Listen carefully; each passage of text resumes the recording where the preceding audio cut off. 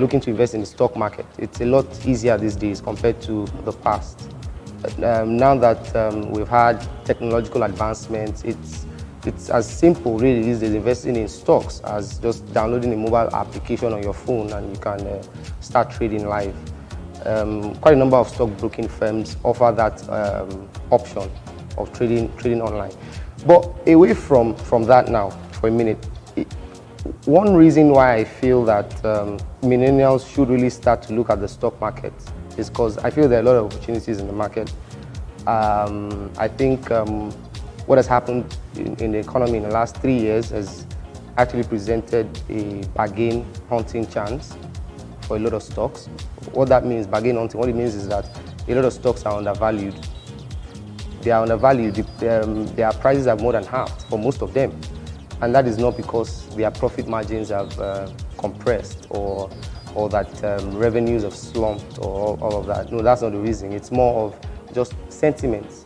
So when that happens, when sentiments like that drives stock prices, then for some of those companies, you would find that even while there's still a lot of value in that stock, the price is fairly undervalued. There are quite a number of these type of stocks in the market. And I feel that millennials really need to start asking more questions these days about how to make their money work for them. You know, it's important. I could call a number of stocks off the top of my head that I feel that provide very good bargain hunting opportunities for investors. Number one is Guaranty Trust Bank. Now, Guaranty Trust Bank has, I think, as of this morning, was trading at 39 naira per share. It's been moving up. Why? Because foreign investors are returning, because they're trying to avoid a crowded trade after the election. Remember, they left because of the uncertainty around the elections and all of that, and the impact that could have on exchange rates. So that was why they exited the market. But now they are coming back because they are starting to they want to take positions early enough before Saturday's elections, so that there is no crowded trade after the election, because a lot of foreign investors will be coming back at that point. So for Guaranty Trust Bank, 39 naira, as I said. Now that is down from close to 50 naira just in the in February 2018. Right? You would expect that if GT's stock price has gone south, then it's probably caused revenue shrinking. That's interest income for the banks. It could mean interest income is shrinking, or profit after tax is falling, or they're not able to garner enough cheap deposits and all of. They're not creating assets as fast as they would like. But that's not the case. In fact, GT's return on equity is now 30%, and that's up from 25% in 2016. Their profit margin is now up to 75%. That's as at the third quarter of 2018. 75% profit margin. That's coming from about in and around 50 2 years ago.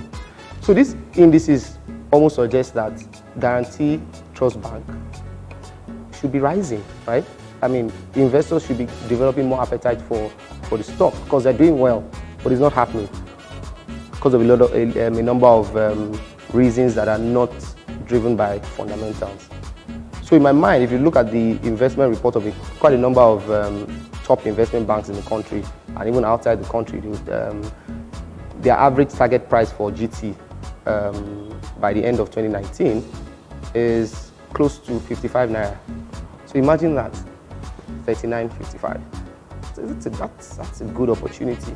So if I can put my money as a millennial, and millennials, we don't really have a lot of money. We're still trying to just see how we can ration the little money we have and make the best choices with them. The banking sector stocks are always more attractive because they are more transparent.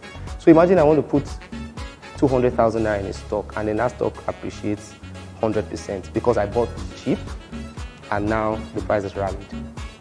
Right? So let me give you an example. Fidelity Bank, for instance, was about 1 naira as at the beginning of 2017, but now it's more than 2 naira. It's called the 2 naira mark. That's 100%.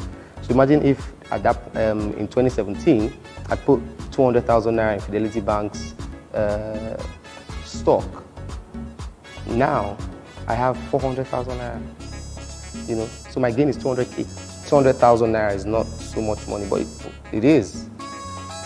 How many things can you put 200,000 naira in today in Nigeria that would get you a 100% return? So these things, I just feel millennials really need to start asking more questions. A lot of people don't have sufficient knowledge about the stock market and how it works. That's why the opportunities are a bit limited. But I feel millennials really need to start asking questions, start getting more curious, doing some more research, and really just asking themselves, how can I make the little money I have work better for me? I mean, there's never been a better time than now when we know that we're really undergoing a lot of economic hardship. Unemployment rate is at a 10-year high of 23%, meaning that people are losing their jobs really at a very frantic pace. And that was reported by the MBS in the third quarter of 2018, the unemployment rate.